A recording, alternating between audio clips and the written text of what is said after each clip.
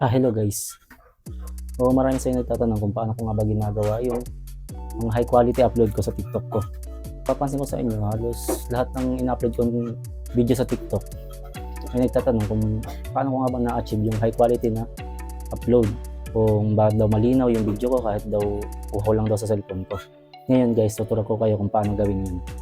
Napakadali lang gawing high quality yung video nyo. Kailangan lang natin ng isang app. Iyon ay siyempre yung gagamit natin editing app, CapCut, o kung ano mang prefer nyo na editing tools gagamitin. Pero sa akin, mas prefer ko yung CapCut kasi doon ako sanay. At yan, umpisa na natin. Ngayon guys, umpisa na natin kung paano ko ginagawa yung high quality upload na ginagawa ko. Kung paano ko napapalinaw yung mga video ko kahit sa shoot lang siya gamit ang phone ko. At syempre guys, yung nga sinabi ko nga kanina, kakailangan natin ng isang editing tool o editing app. Pang edit ba ng mga video? Pwede kayo gumamit ng BN or CapCut or kahit anong editing app na mayroon siyang sharpen sa na-adjust dun sa loob niya. Ngayon, ang gagamitin ko ngayon sa tutorial ko itong CapCut. Open nyo lang yung CapCut nyo. Halimbawa lang to guys. Yan. Once naka-open nyo na yung CapCut nyo, syempre, mag-import tayo ng new project. Yan. Pumili lang tayo ng gagamitin natin video na i-edit. Halimbawa, ito yung sa akin.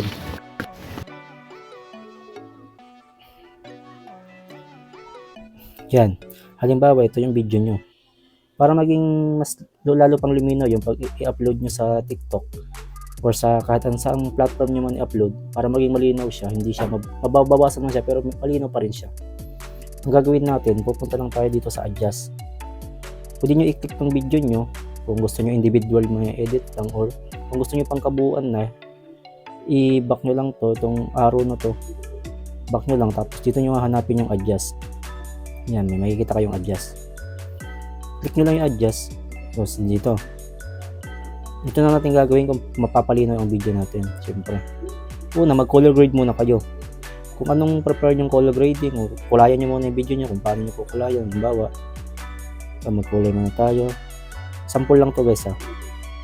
Yan, halimbawa, okay na ako dyan. Halimbawa, ito na, na-color grade na siya. Ito na yung pinakamahalaga guys. Dapat talagyan nyo ng sharpen ang mga video nyo. Ito, may makikita kayong sharpen. Sabihin naman, nakalagay ata to sharpness, mga ganun. Click nyo lang yung sharpen. Tapos, ang ginagawa ko sa mga videos ko, nag-a-add lang ako ng 10. Yan. Laging 10 lang guys yung ginagamit ko dyan pag sa sharpen. Pag tapos na kayo guys, syempre, click natin tong check. Yan. At ito na yung video guys. Yan. Mas tumilinaw siya lalo. Tapos pag i-export nyo na siya guys, para i-upload sa kung anong gagamitin nyo kung saan nyo man siya i-upload, or sa TikTok, sa Facebook, sa YouTube. Siyempre, export natin. Dito naman sa export settings ko guys, ang ginagamit ko, yan, 1080p lang, naka 30 frames per second. Tapos dito sa itong code rate nya, yung BPS, may pagpipilian dyan, low, recommended, tsaka high. Ang ginagawa ko lagi guys sa mga videos ko, naka high. Yan. Para hindi siya bababa yung mga yung quality niya. Ito kasi yung pinaka bitrate niya guys dito sa CapCut. Basta ano niya sa high, mailagay niyo na sa high yung dito sa may code rate niyo. Siyempre, export na natin. Yan, export lang natin. Save na sa device. Basta mag-export na yan guys, siyempre, i-upload na natin to sa TikTok. Doon guys sa TikTok, may steps din tayong gagawin doon para maging high quality yung video natin. Dapat hindi lang kayo basta-basta nag-upload. I-double check nyo muna doon sa may settings ng TikTok nyo. Doon sa pag-upload kung naka-on yung HD, yung may ino-on doon guys na para maging HD yung mga videos nyo. Halimbawa ito, mag-sample tayo. Yan. Halimbawa guys, tapos yun yung i-edit yung mga videos nyo. Tapos gusto nyo na siyang i-upload sa TikTok nyo para makita ng mga viewers nyo, syempre. Yan. Punta lang kayo sa TikTok nyo. Open na natin yung data. Punta lang kayo sa TikTok app nyo or sa TikTok account nyo. Ito na guys yung pinaka-last kung paano Ito na guys yung pinaka-last kung paano mag-upload ng high quality video dito sa TikTok. Syempre, pag mag-upload tayo, next natin yun. Syempre guys, pag mag-upload tayo, check lang natin tong plus, syempre. click mo lang yung plus, tapos dito piliin nyo lang yung video.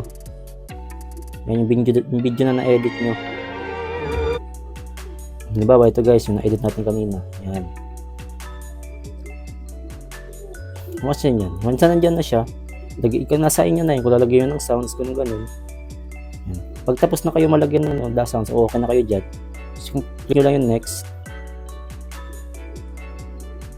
Yan, dito guys, ito yung pinakamahalaga guys. Dito guys, may ina-adjust pa dito para maging high quality yung mga videos nyo. Pupunta lang kayo dito sa more option. Yan, may makikita kayo dyan, allow high quality uploads. Sa iba guys, naka-off yan. Dapat ito turn on nyo yan. Para lahat ng videos nyo malinaw. Yan lang guys. I-on nyo lang yan, yung allow high quality uploads. Makikita nyo yan dyan sa may more option nyo bago nyo i-upload.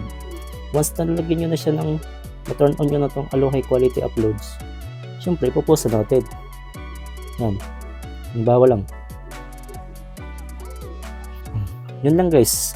Sana may natutunan kayo ngayong araw na to dito sa video natin.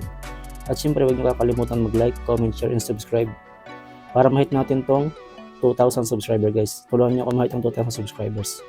At maraming salamat guys and thank you.